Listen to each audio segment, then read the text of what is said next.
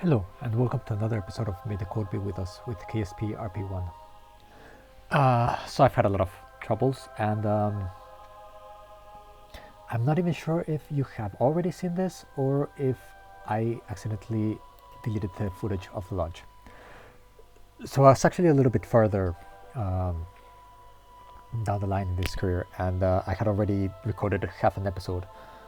And then I just started having a lot of problems with crashes for the launch for the second episode. And I'm still not sure what I think procedural noscoons are causing it, but I think it's not the only thing.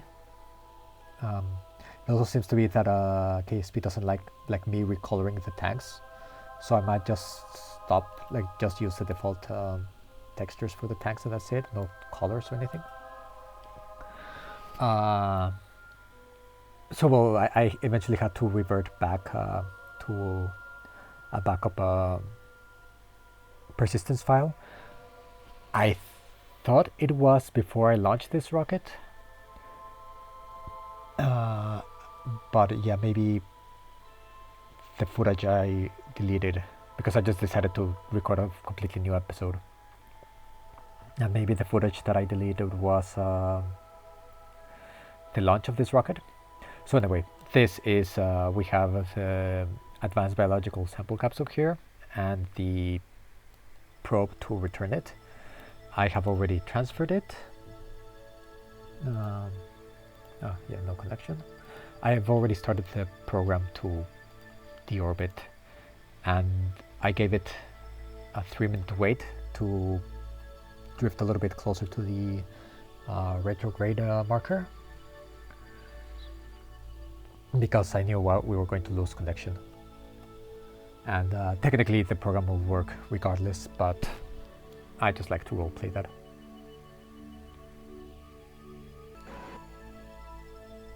Okay, and there it goes, my very poor...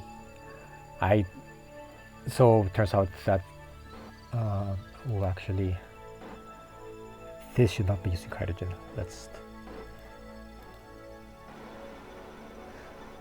yeah, this upper stage doesn't, the port placements are really bad and it cannot control itself. Okay, so here we go, and this should put us on an 80 kilometer perigee, which should be enough to, well, not should be enough, it's enough to deorbit us, no problem there. And this design is has very good aerodynamics, so it will, even if we run out of nitrogen, it's going to be able to point retrograde, no problem.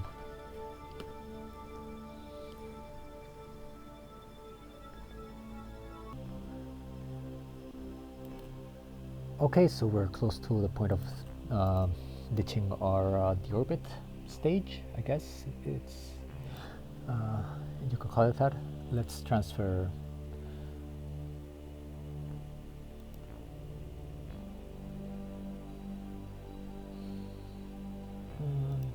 yep, and make sure that's, yep, it really doesn't hold a lot of electric charge though, does it? But yeah, no matter, it's, as long as the parachute is armed, let's just arm it right now, shall we? We shouldn't have a problem. So yeah, this episode has been very frustrating to record because, well, I had already recorded half of it, and then the next launch was going to be a launch to the moon, and I was so back in KSP 1.4.3 I had this nifty little subroutine in my code, in my launch programs, to create a kind of display over here, which like I added an abort button, a few checks, also like buttons to make sure, like, okay, staging is correct, so and also the guidance, just like, you know, routine checks to make sure, remind me to check that I'm not screwing up something, you know. at first when I started with gRPC, I would sometimes put the target apogee in kilometers instead of meters, which is obviously very bad. That sort of thing. But unfortunately, it turns out that gRPC has not been updated, and now it works perfectly aside from the GUI functions, because with the new Unity engine, I don't really know how it works, but apparently the canvases that gRPC calls no longer exist. And I spent like quite a few hours in the last few days learning how to make GUIs in tkinter, only to find out that all the button click and everything only affects a program that is running within the UI because it's for an app. So like usually I set like check staging to 0, and then if I check that okay, the staging is correct, and press go, it turns it to 1, and then it says like the code says do not launch unless check staging equals 1. And apparently like when like with tkinter, this I would press go, and then the let's say app did say like okay, yeah, check staging is 1, but outside in the main code it was still 0. So in the end it was useless. And the main reason I liked my display is also because for launching to the moon, I have part of the code that decides when is the best time to launch. So I've kind of eyeballed a little bit you know, aligning the launch complex with the orbit of the moon on the tracking station, but I always give it a little bit of leeway to make sure I don't overshoot it. And well, I have to time warp, and I like to have like on the display like how much time until launch there while time warping, so I would just not shoot over. And now I have to go back to my spider window and then quickly come back to here and stop time warp before it's too late. So yeah, that was frustrating. I mean, I learned something new, and that's the whole point of my challenge here, is to learn more things about programming. Okay, so you join me here now with the sample return capsules gently floating to the ground, and you'll just have to take my word for it because it's really dark. I was hoping to record this with like the Milky Way in the background, but it does seem to disappear when you're at low altitudes, even though I have the where is this, the sky brightness at its most like, yeah, I don't think I can do anything else to make the Milky Way. Yeah, the brightness in the skybox is a bit off. I've never actually seen the Magellanic Clouds by myself, but I don't think they're brighter than the Milky Way core. Maybe, I'm not sure. But yeah, just wanted to give you the update, and I'll come back when we're in the Space Center. Okay, so welcome back, and we get 40 science from the advanced biological sample. So that's very good. That's 2 upgrade points plus a lot of science to spread around. Now here, well, I've been here before, and my original plan, I think I mentioned, was launch the Mangle for the RD-107 to get the data on it, and build a rocket that is like the GLaDOS 1 core with 2 RD-107 boosters attached to it. And well, the main problem was I did that, and I could get it barely under 150 tons without the launch clamps. So with launch clamps it went over 150, which is the the weight limit for the current launch pad that we have. So the original problem was then so that was to have to launch a probe to the moon, and this transfer stage was guided. So then what I did was design a smaller rocket with RD-103s as boosters, and then the transfer stage to the moon would be unguided. I would have the second stage of the rocket keep it attached to the probe and use that one to point it in the right direction and spin stabilize it, and then just burn. And that is a problem that the rocket that was causing crashes. I need to go over and check which parts cause problems, avoid nose cones, and yeah, I need to see what else. So I'm going to save the persistence file right here so that I don't have to do the re-entry again. But, well, first thing, if it's going to be a problem, let's new level 4 250. Yes, yeah, this party. Now originally I had also decided to go upgrade mission control, but I think it leaves me too strapped for cache. Now my reasoning was based because you need this to create maneuver nodes, but I'm not using maneuver nodes with this playthrough. Like, that's the whole point of me trying to do the calculations myself. Now one thing is, like, technically I would be working around the limitation of the game, but on the other hand I'm making it harder on myself anyways, so maybe it's justified because it is quite hefty. Now 7 active contracts instead of 3 would be nice, but yeah, I think I'm already making it harder on myself, so I can hold off on that and still do moon missions. So then I think I want faster research because I want to have unlock basic avionics and probes quickly. And let's check out the science. So what did I go for? I was also going to start building a space plane, but then I realized, oh wait, I do have this already. What? Never mind. I'm a little bit confused now as to which point I am in the career. But anyway, we want this to be able to chuck things at other planets. We do want the space plane engine.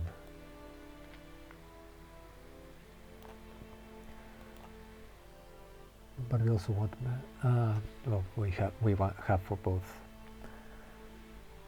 Orbital rocketry.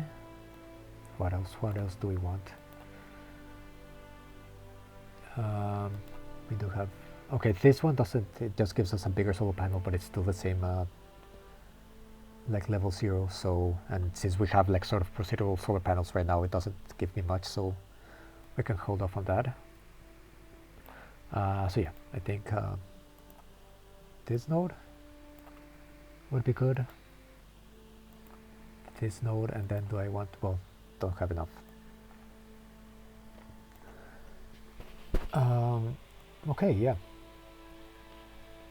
And I think so, as far as which things to prioritize, we're going to first prioritize this node. I really want this engine. Though I have been thinking now with the whole thing that my rocket was too heavy, I might move away from the R7 line and do like my own thing with maybe balloon tanks or something. Where are the balloon tanks? Do I have them? Yes, I do have balloon tanks.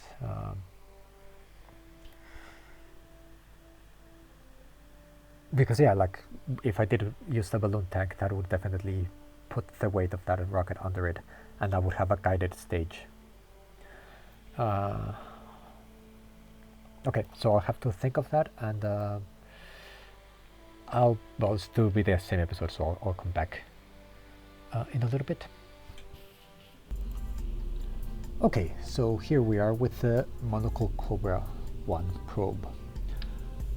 I managed to get it all in a, since it's a much bigger booster, this will be the GLaDOS 2, still just one RD-108 engine, just much larger tank, and it's the very limit of what this can carry. I could probably, well, maybe 200 kilograms more.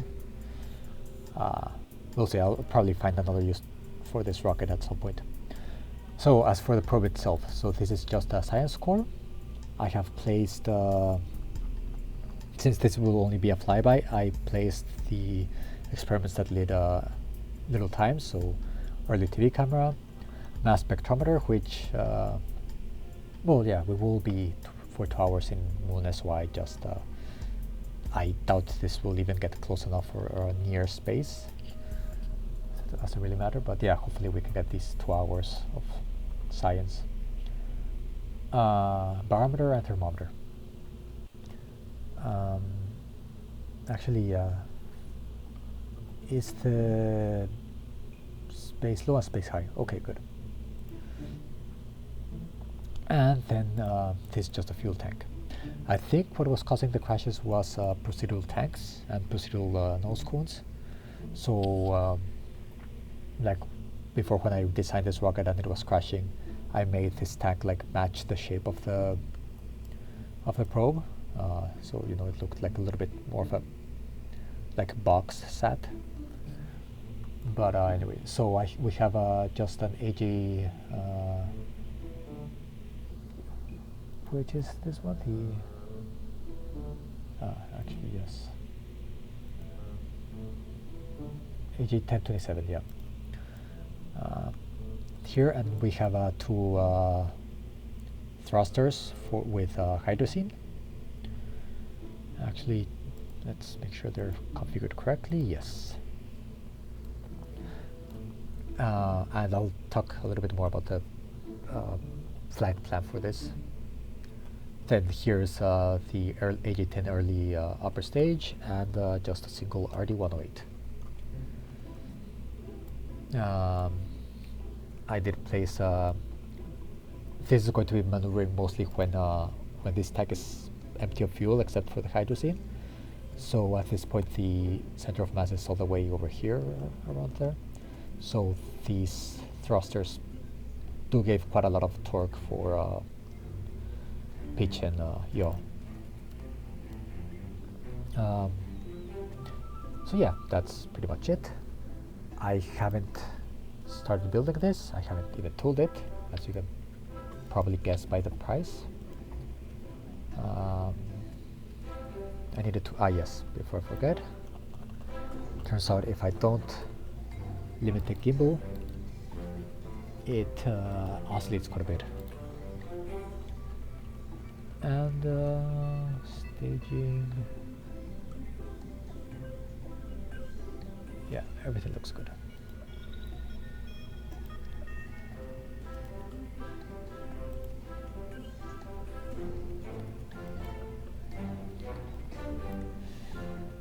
Quite a bit hit, but we can afford it.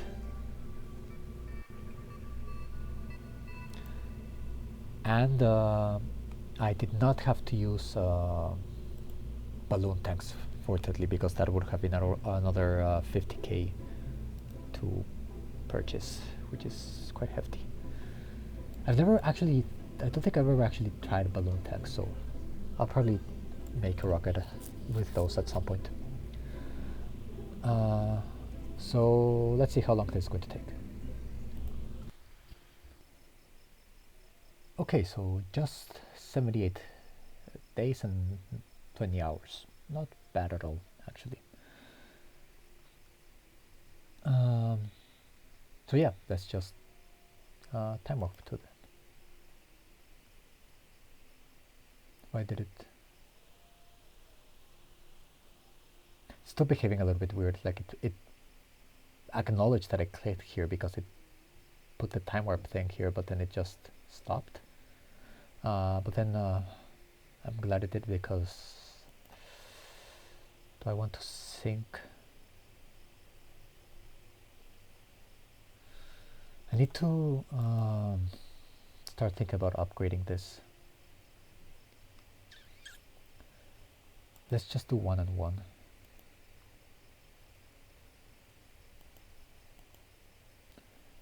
So 1 in BAV, 1 in R&D, that's 77 days, and we're at 109 days for the next technology.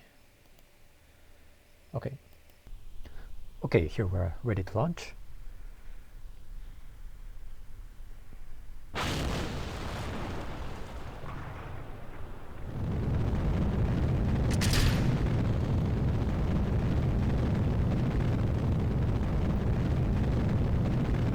And we have good liftoff, which I'm quite surprised because it was crashing whenever I tried to both launch and record at the same time. But I think I'm getting the hang of what causes crashes. So anyway, there is no contract for this flight, which is great because actually I overshot with time warping to be like under the moon's orbital plane. So we'll probably be a couple of degrees off. My launch script is quite good at getting like a target inclination. But yeah, let's see how it goes. But yeah, I did not get any contract for a few reasons. This is very much a proof of concept launch. First of all, I'm not so confident in my ability to get like within 5,000 kilometers of the moon with an unguided transfer stage. So there's that. Or more importantly than an unguided transfer stage is an unguided probe in the end. Like if it's the transfer stage is unguided, but then I have avionics in the probe itself, and I'm able to make some corrections once near the moon, that would be much easier. And for that, I think I would need like the big a big rocket, for which I need the new launch pad to be complete. So I don't want to take a, unless this comes like quite close, I don't want to take a flyby contract of the moon until we're close to finishing that launch pad. And you have 2 years to finish that contract, so that's not so bad.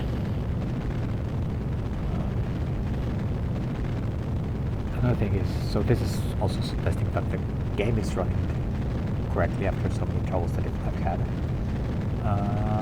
I was hoping this would start working the test light, because I actually have to start a new game and import the persistence file, but yeah, I did not receive this. And I don't know why, it works in my like sandbox save. I don't know what happened here, and it's really frustrating. But anyway, because of all of these tests and everything, I haven't actually written the code to transfer to the moon. So I'll have to, once we're in orbit, I'll stop recording and I'll go and do that, and then I'll still do the transfer in this episode, but it will be at a later time for me. So yeah, that's a thing that I need to test to make sure before I get the contract.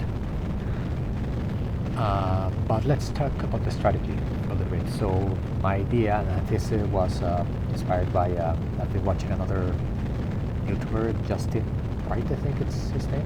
He also has an Rp-1 series, and he's using a lot of solid rocket upper stages, including to transfer to the moon. And what he's doing, instead of doing a Hawkman transfer like I was usually always doing, he plans just for a flyby. Obviously for an orbit you do want a Hawkman transfer, but just for a flyby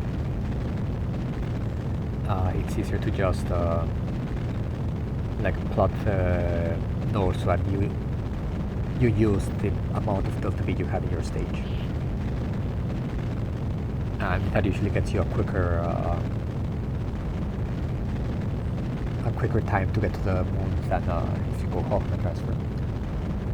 Of course, if you were to try to achieve orbit, you will need more delta V to achieve said orbit, but for flyby, that's irrelevant. So like I showed, I have the upper stage with an AJ1027, and I'm not going to use maneuver nodes, but I will try to write the code to check just burning for that much delta V prograde, at which point should I burn to get the closest to the moon. I will make a calculation with instantaneous, like with stock maneuver nodes. So I think I have a burn time of 30 seconds. That's obviously less efficient than instantaneous burn. So it will be a little bit efficient, and I will fall short, for which I have the thrusters. Like the thruster weight ratio of the transfer stage is really high, so finishing it off with the thrusters instead of the main engine gives me a lot of more control of when to shut down and not overshoot. And I just hit my laptop there, sorry. So yeah, that's the design idea behind the code, and I'll get to it within the next few days.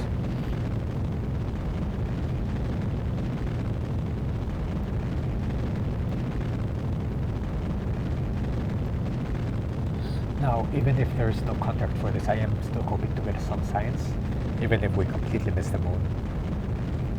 We have not done any high orbit science, so we should be able to get that.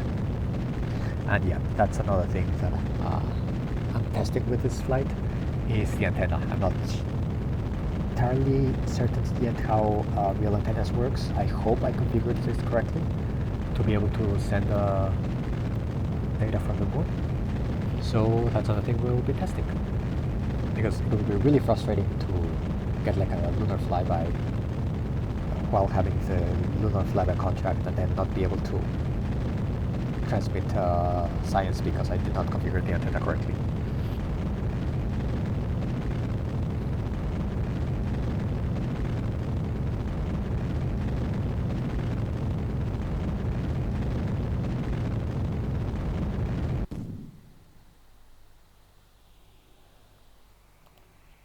Okay, that's Miko. Now we coast again for a little bit. I forget. I'm not sure how in Principia the inclination of the moon oscillates by quite like 8 degrees or something. I'm not quite sure how accurate it is. I think it's accurate and not a bug. No, here.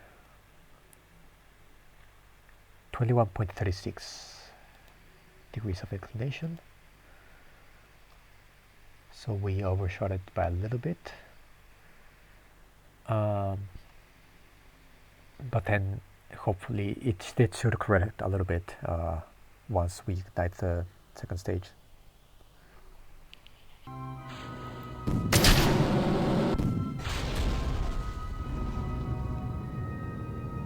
Okay, successful second stage ignition.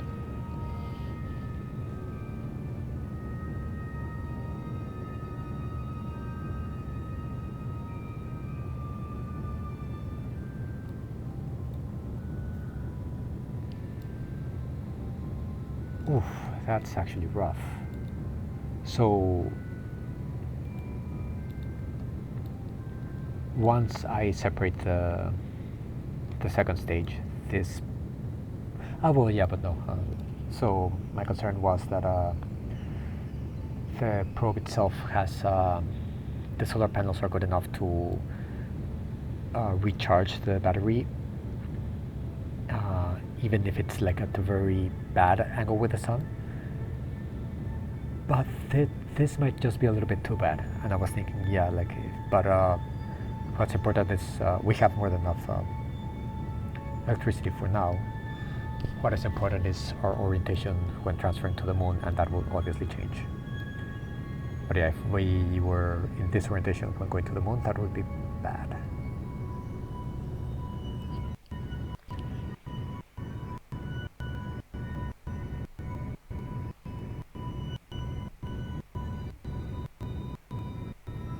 struggling. Why is it struggling?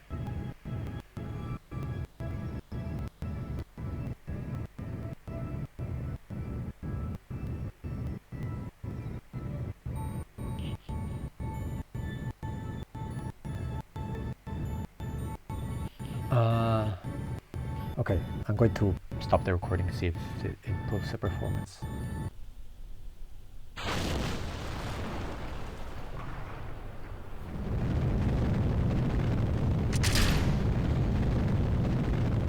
Okay, so we're back, and the keen-eyed of you will notice that we're launching the rocket again.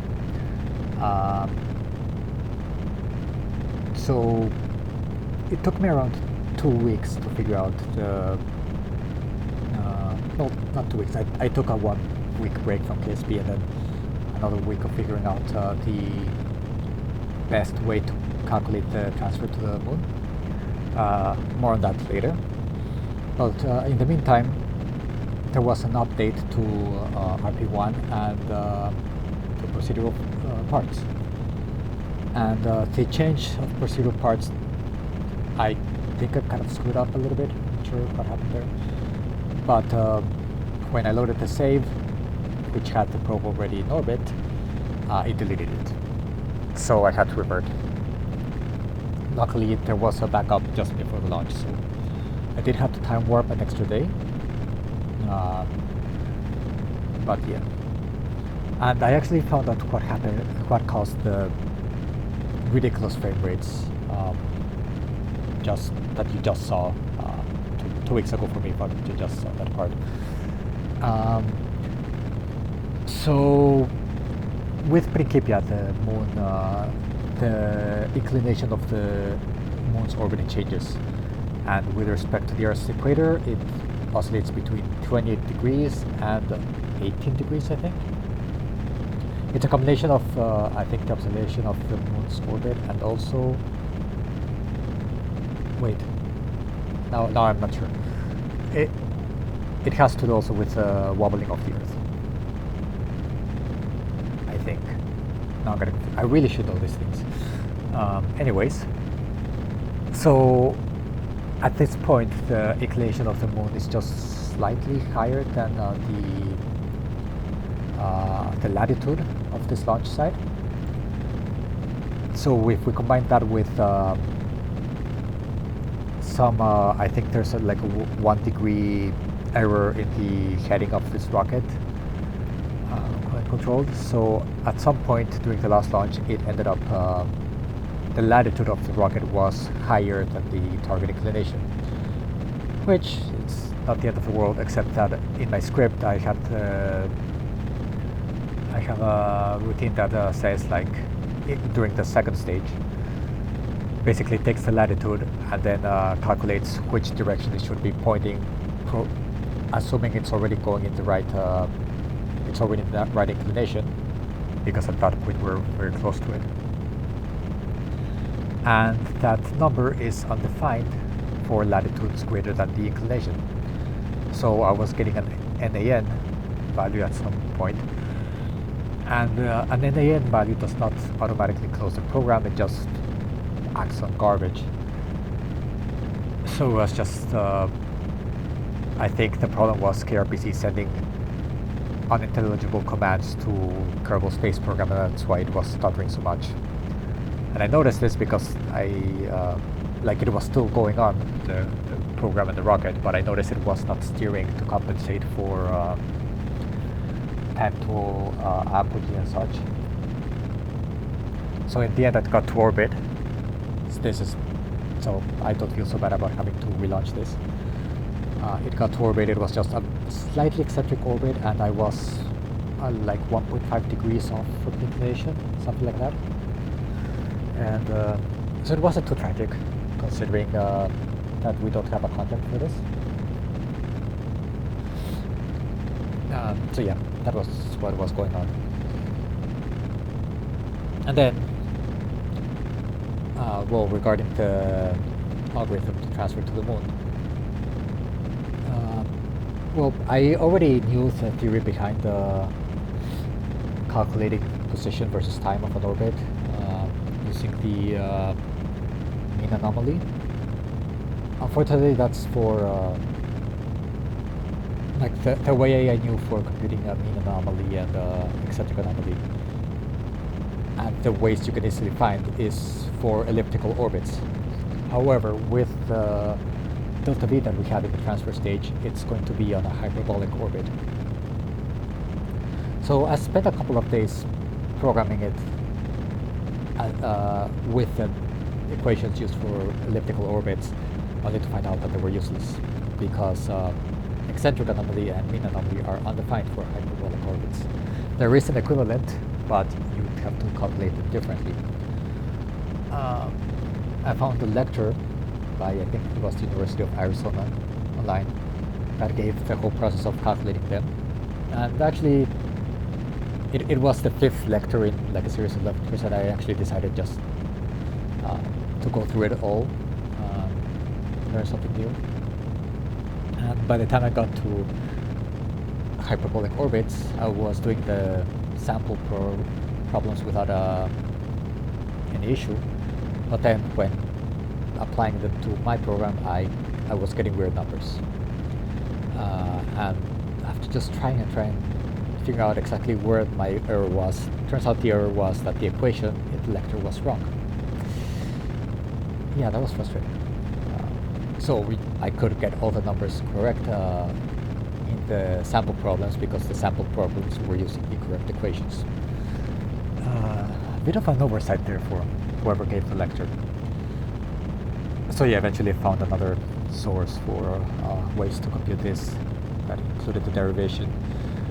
And now it's been working decently well, I want to say. Like I've been getting my tests in the SOI of the moon, which is already...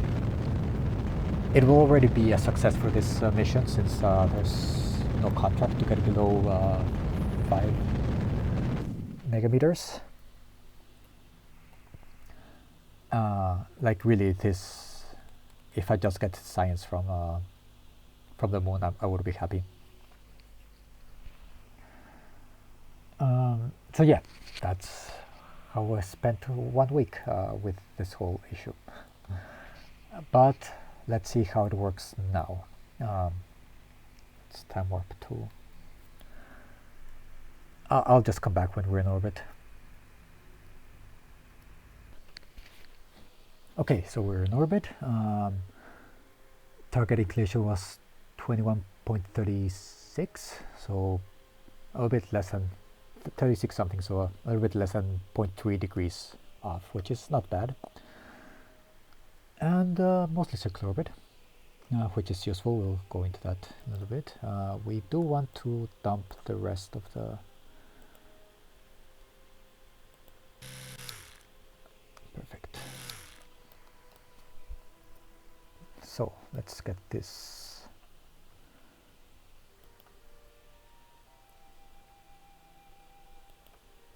Oh, the lag is real.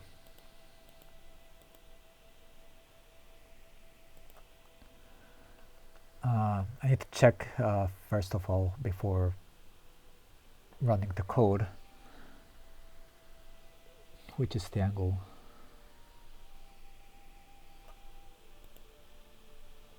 Between no, I lost the spacecraft.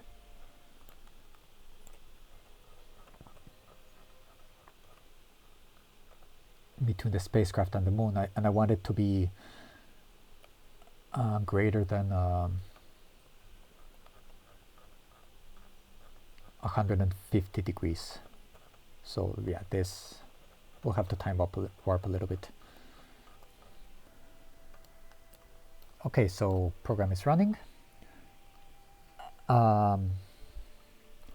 So here's basically, let's just leave the eye candy while I explain the algorithm. So basically, first it assumes that the vessel and the moon are in a completely circular orbit. That just makes things easier and not so accurate, not so inaccurate.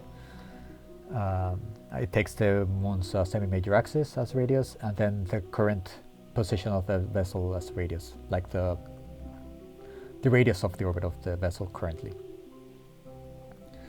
And And yeah, this can lead to inaccuracies, but even if I took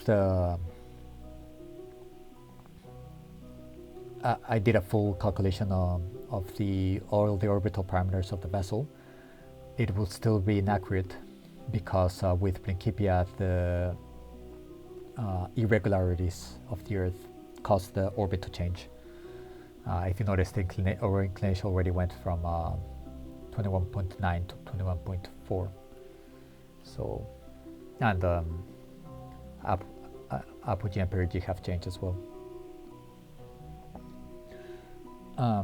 So it basically takes the current velocity and radius as the orbital velocity and radius of a circular orbit, then calculates what would be the final velocity if we burn all of our delta V prograde, and calculates the resulting orbit, with the advantage that whichever is the point where we do the burn, we will end up being the perigee of the final orbit. And with that, using the hyperbolic anomaly, which is the eccentric anomaly version of a hyperbolic orbit, you can get the mean anomaly, and with that you can get the time it will take for the vessel to reach a certain altitude, which for that we use the semi-major axis of the moon. So basically the time it will take the vessel to get to that point, and the true anomaly will give us the angle between the point where the vessel did the burn at perigee and the point where it crosses the orbit of the moon.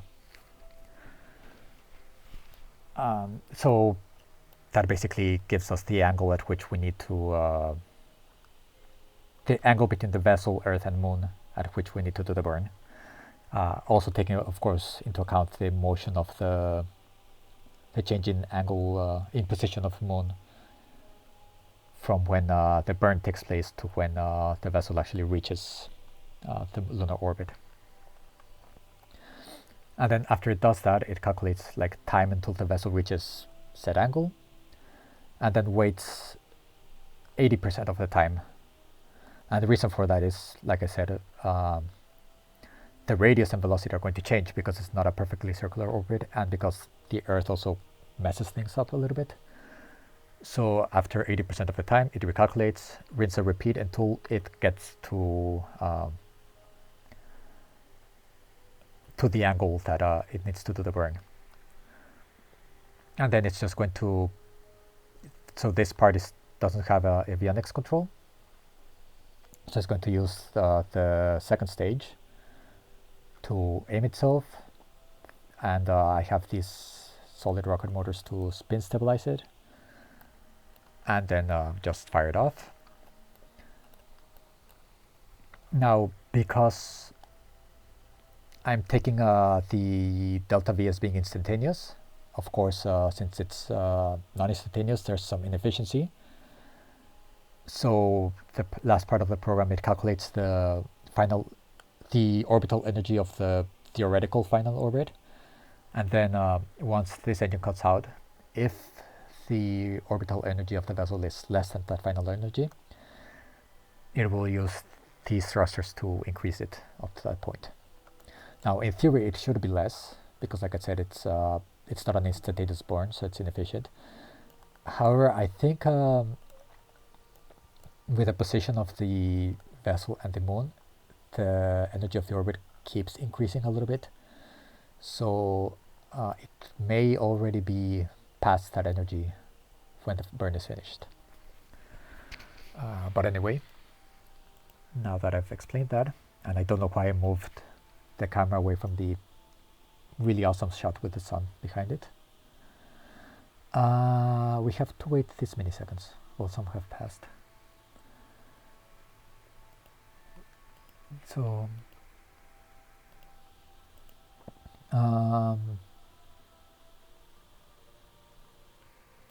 let's time work 10 minutes. I'll just come back when it's time to, I don't want to overshoot the time warp, so I'll come back when it's time to do the burn.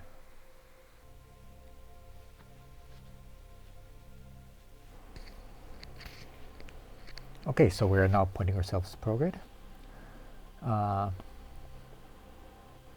This is why I'm really sad that I can no longer do the in-game UIs, because for this particular occasion it would have been nice to have a countdown until the burn here, and not have to, like, obviously I could have the countdown going here, but then I really don't want to have, like, I already have a wall of numbers. That eventually I'm going to get rid of all these prints. But I don't want to add a countdown there besides all that. Also, I must say I went for the lazy way, and I'm using SAS, turning it on via the program, but still also program selecting prograde. No interaction with me whatsoever, but I haven't yet done a new algorithm to point anywhere. Because yeah, after fighting with algorithm to calculate the, well, when to do the burn, I didn't feel like it. So let's see how this goes.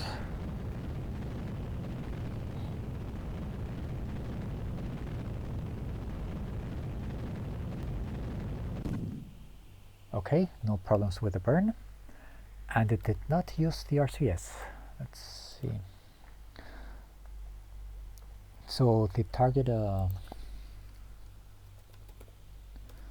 orbital energy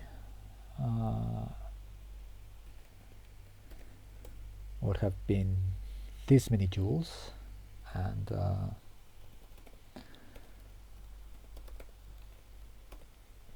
the last calculation. Okay, so we're very close. Yeah, so it was a little bit higher. And this is what I mean, that I hope... Okay, I'll time warp a little bit and then do this. At least at some point I noticed this number was increasing, which according to conservation of momentum should not, but of course I'm not taking into account the forces of the moon. Okay, never mind. So I don't know why we ended up with higher energy than calculated then. I'll have to check that. But anyway, we can yeah, we can close this now. We are recharging, so electricity will not be a problem. Oh yes, we hadn't done this. Perfect. So we broke a record. I did a sudden cut there because a plane flew quite close by. Let's start all of these.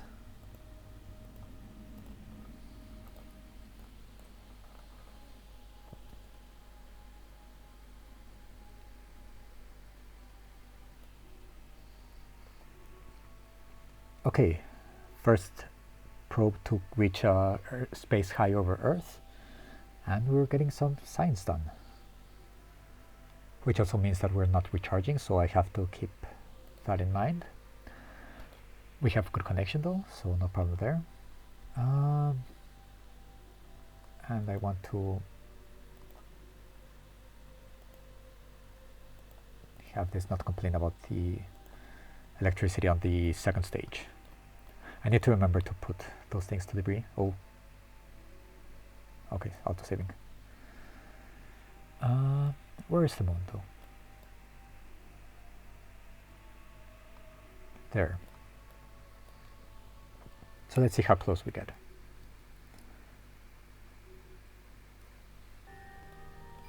Okay, we got 15.8 science from all the experiments except for mass spectrometry. Very good, very good.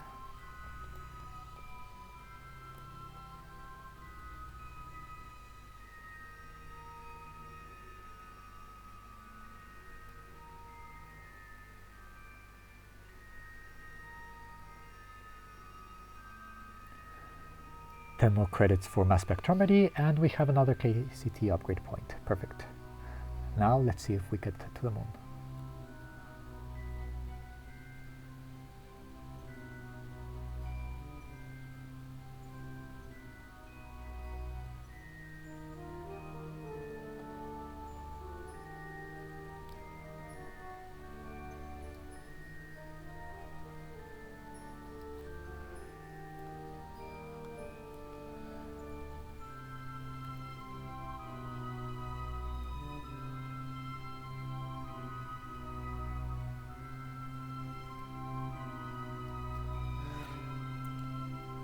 We seem to be going below it.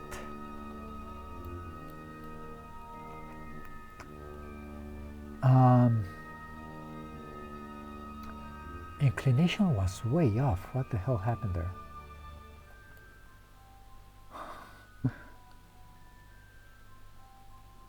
Oh wow.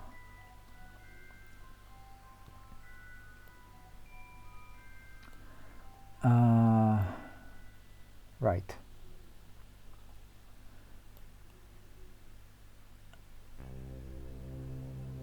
I need... I think the main problem is like my algorithm to calculate when is the best time to launch to be in the moon's orbital plane assumes that it's like it would work best if we're close to the equator and it's a high orbit. It works when it's 25 degrees inclination for the moon or above. I think this maybe we're too close to the actual inclination of the moon, so maybe that confused it. I'll have to check that. Ah, that sucks.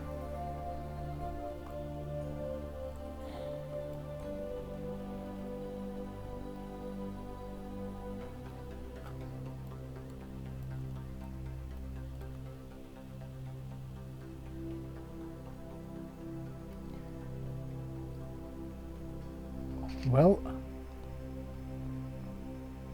we did get to the, and I just time warped the whole thing.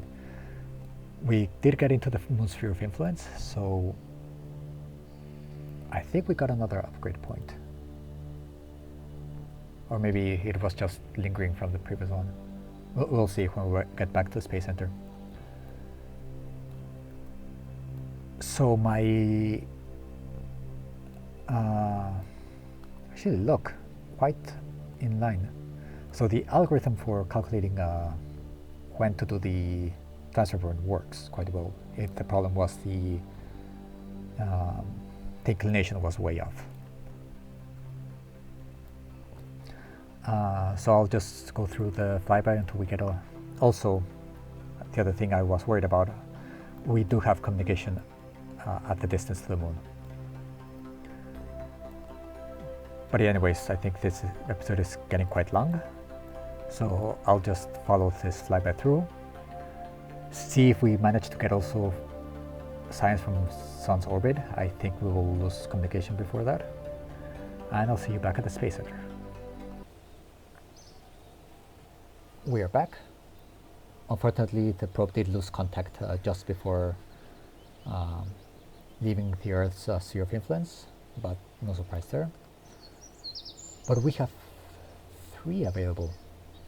I think I forgot to put one up. So I'll check to see how I distribute them, and I'll see what to do with the science. But I'll tell you all about that in the next episode, because I think this has already been long enough. So thank you so much for watching, and I will see you next time.